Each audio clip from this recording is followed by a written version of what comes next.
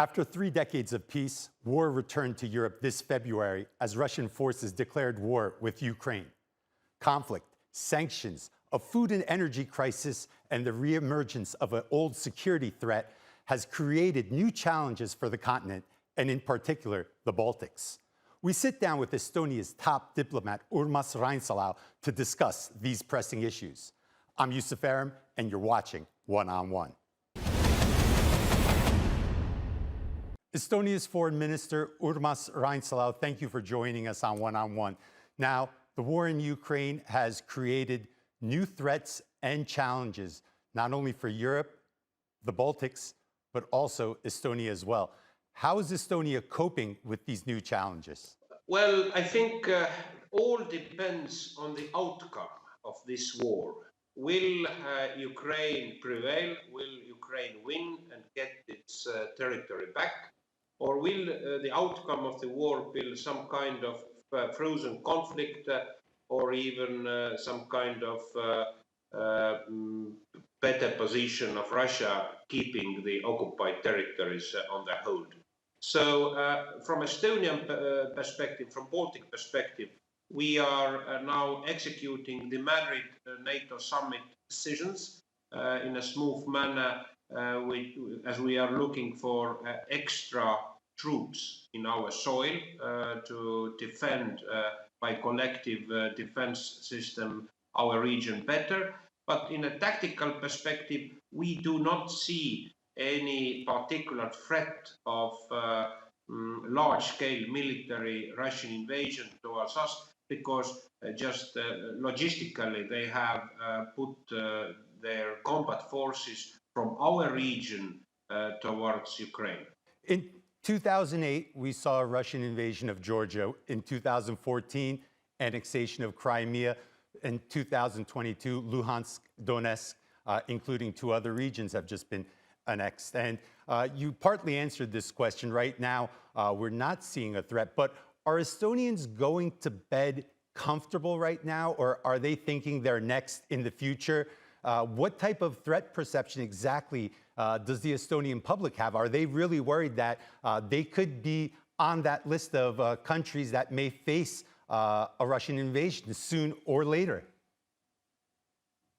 Well, as I said, in a near time scale, we do not see any high-level threat of Russian large-scale invasion. Although there is a systematic provocations towards us, any kind of hybrid tactics are used. So, particularly the last events were the Nord Stream pipelines explosions. We do not have any kind of assessment by which is technical, juridical, but I think the context in it falls that Russia has used such kind of terror, diversive acts also in European soil times before already this stage of war. And I think very important is to consider that this war, which started between Russia and Ukraine in 2014, in this time was not an inner conflict inside Ukraine. It was a large-scale war which went into another stage in February, genocidal stage against Ukrainian statehood and its people. And now we are seeing a first stage of that war, when Russia already basically by itself admitted it's a war by partial mobilization. Okay. Estonia is a member of the EU. It's a member of NATO. Now, how have both of these institutions performed over the past 6 months? What have they done right? And in hindsight, when you look back at the last half year, what could they have done better? Well, I think the strategic question, what academicians will write books, and we have a very honest answer or bigger moral burden to answer the Western community, the countries of NATO and European Union. What we didn't do enough, that we didn't deter enough Russia of executing this current stage of war from the February. What I think is a fully justified that European Union, the first time ever, has started to finance from its budget also military aid, and also passed a clear decision that European Union would like to see Ukraine to becoming a full member of European Union, admitting candidate status. Secondly, speaking about NATO, I think the one thing is that now Ukraine today is going to pass official pledge to start negotiations to become a member of NATO. And also NATO has given non-lethal, coordinated aid of non-lethal aid to Ukraine. I would like personally admit I would have seen a stronger coordination of military support from NATO. Now it's based on the all countries' donations, which are coordinated between the countries, and NATO has not a role there. I would welcome bigger role of NATO in military aid to Ukraine. And Baltic foreign ministers on Friday Eve also made a clear statement where we welcomed Ukrainian decision to give an candidacy appeal to NATO, and we are looking a smooth procedure on that. Did these institutions do enough back in 2014 during the annexation of Crimea? Was opposition to that Russian action to take Crimea enough, or do you feel that the muted response kind of opened the door for this 2022 invasion? Yes, my answer are positive, that the world community didn't do enough, and this encouraged this regime, and this created also in Russia a feeling of a new normality. What we are now seeing that in Russian society, also the Russian society is turning by the pressure of its governing, ruling regime from the authoritarian stage to totalitarian one. And as this use of power in the middle of Europe has not faced any stronger willpower or determination to be against it, has encouraged Russia to a new phases. And as I said, this is going to be a lesson learned or lesson unlearned to the world if the outcome of this war will encourage also dictators, rulers by the force and might of their weapons to continue not to act by the principles of United Nations Charter, but just by the violence they believe would be accepted just because of fear. We should not feel feared and threatened by Putin's whatever escalative actions he is committing. We should be determined, and we should ramp up the price to the aggressor, particularly by adopting new set of sanctions. US already did it, UK already did it, European Union is already in a preparatory phase of new set of sanctions, and we should raise also the level of the heavy weapons aid, what the Ukrainian friends have asked from us. Now Ukraine has signaled that it wants NATO membership. NATO Secretary General Jens Stoltenberg said that this decision rests with NATO member states. Estonia as a member of NATO, you as a former defense minister and current foreign minister, probably one of the best people that can answer this question on behalf of your country. If that file, if that application comes in front of you for Ukraine to join NATO, what would your answer be and why? I will answer that we should stick on our words, what we have given. And in 2008, in April, Bucharest summit, all the NATO member states made a clear declaration where they stated that Ukraine and Georgia will become full members of NATO.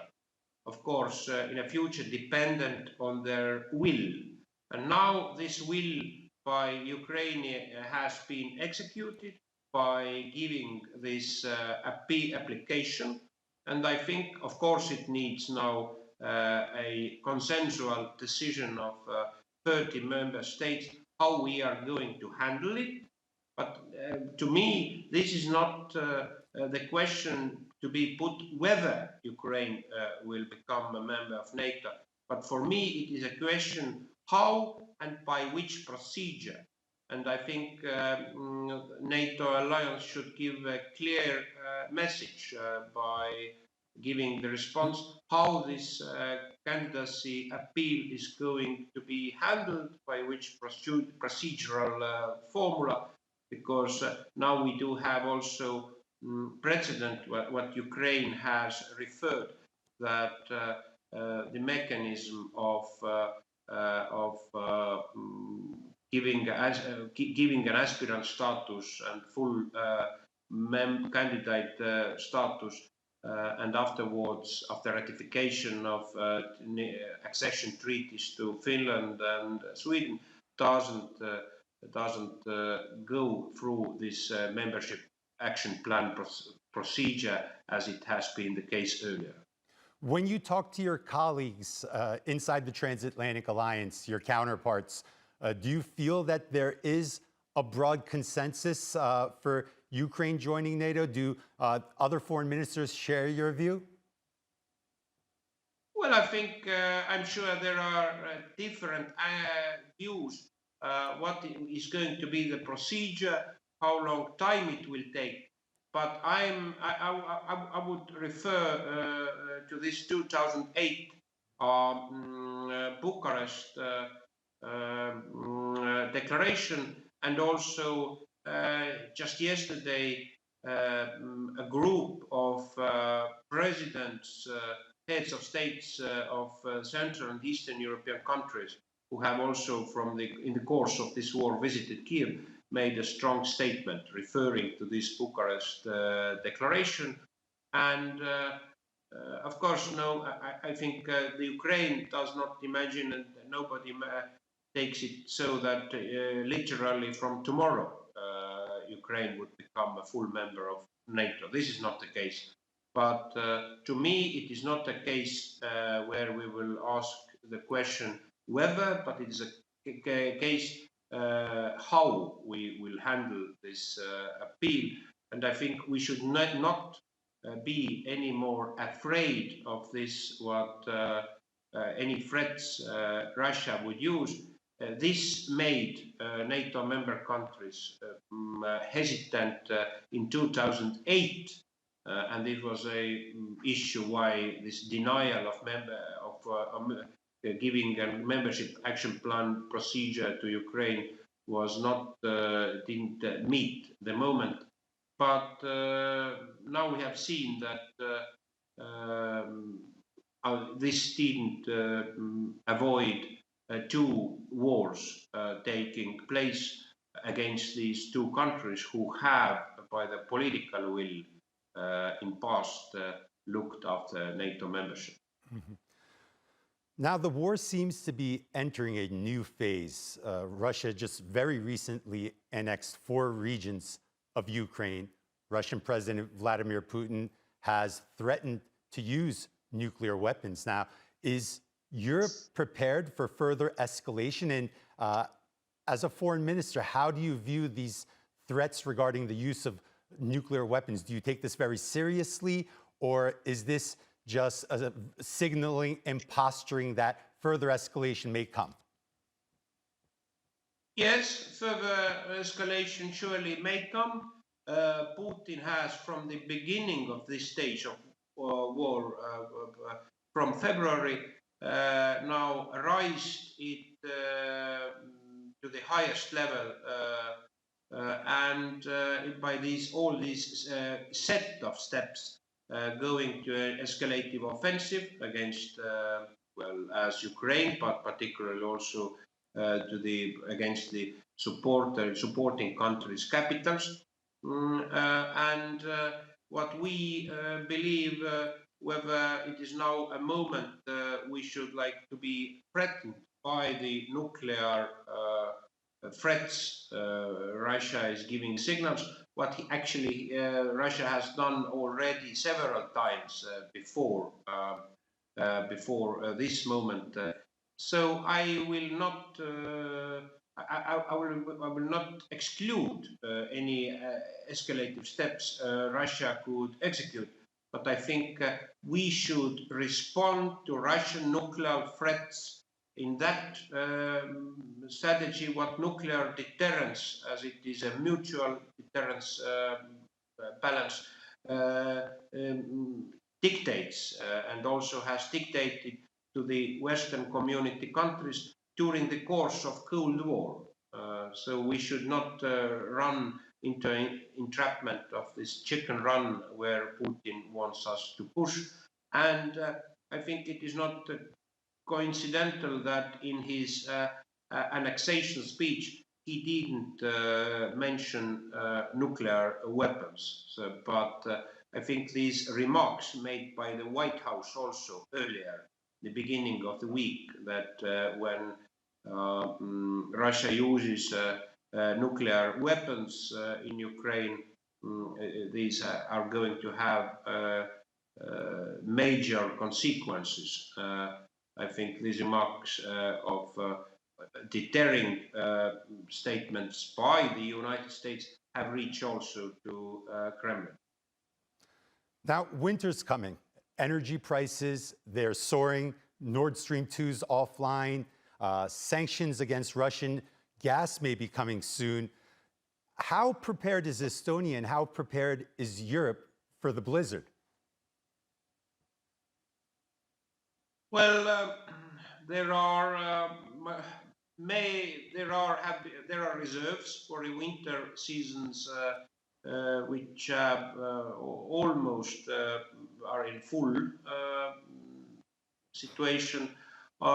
The Western countries now, the European Union countries, are working out particular solidarity mechanisms, how to cut in a peak demand times of the need either of gas or electricity. And we are working out also different options now in European Union level, how to put particular price caps to these resources, and this political consultation is going on. So I think we should take it as a seasonal, of course, a harming risk, particularly for the perspective of pricing to our customers, to companies. But I think as earlier as we could end this genocidal war, we could return also to normality, because this is not solely particularly European issue, although it hits worst Europe. But we see now a world energy war going on. And the keys to end that war are in the pockets of Mr. Putin. And we should now ramp up pressure against Putin to end this war. And of course, it will turn also to return to normality about this energy resource war, and how to pressure Putin. As I said, the recipe is very clear. First, more sanctions. Secondly, more weapons to Ukraine. And thirdly, I think more political isolation of Russian Federation, because now we have to take into context it is not just a military conflict. It is a genocidal type of war, and there is a set of war crimes, a crime of aggression committed, and also a very particular crime against humanity. The genocide is going still takes place by the Russian Federation authorities against Ukraine, against Ukrainian people. One last question, Mr. Foreign Minister. Now, diplomatic breakthroughs have been very scarce since the war started. One of them, the grain export deal that was brokered by the United Nations in Turkey. What's your view on the grain export deal, and how will this war end? Is there a diplomatic solution ending to this war, or is the ending going to be with bullets and bombs? Well, I think that, of course, we take very seriously all these diplomatic efforts what Turkey has been mediated. And if we look back also to the spring fall, so this was not a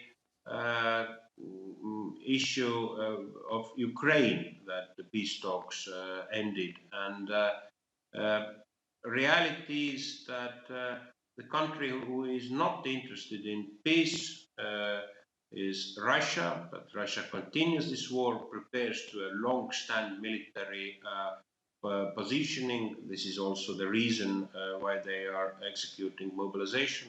And Ukraine has clearly stated that they would look after peace. And President Zelensky, in his United Nations General Assembly speech, described very clearly these main basic points of the peace they are looking after. But clearly, this annexation, where Russia, by their understanding, legally, in a way, cut Ukraine by annexation, stating that 1/5 of Ukrainian territory belongs now by the Russian illegal concept under the territory of Russian Federation.